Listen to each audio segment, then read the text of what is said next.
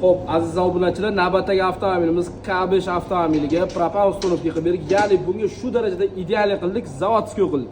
Aka, qaysi joydan keldingiz? Jizzax Dashtoboddan kelyapmiz keldi. Aka, xolis gapiring, ishimizdan ko'nglingiz to'ldimi? Hammasi idealmi? Endi ustunovka bilan bitta ko'rsatib o'tiraman. Kamerani yaqinroq olib keling.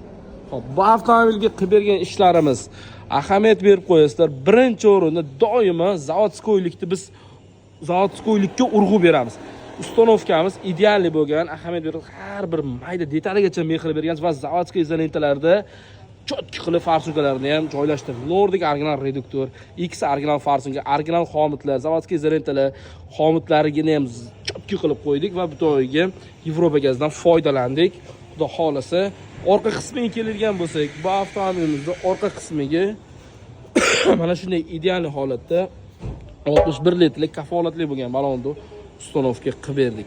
Kimgadir mana shu ustunovkalarda narx-navosi qiziq bo'lsa, albatta pastda raqam qoldiramiz. Obuna bo'lgan bo'lsa, super mega chegirma narxida kafolati bilan ishlaringni bitkazib beramiz. Bu videoni qayerda sifatli propan va metan ustunovka qilsam bo'ladi deb yurganlar yuborib qo'ying.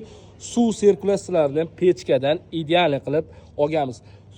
Reduktorda qancha sirkulyatsiya yaxshi bo'lsa, qaytarib o'tamiz. Har bir videomizda aytyapmiz. Ya'ni ish shunda zo'r bo'ladi. Ya'ni provek berishi, yurishi, kilometraji ko'p shu holatda bo'ladi. 24 ga 7 barcha turdagi avtomobillarga super mega chegirma Sirdaryo Metan Gaz.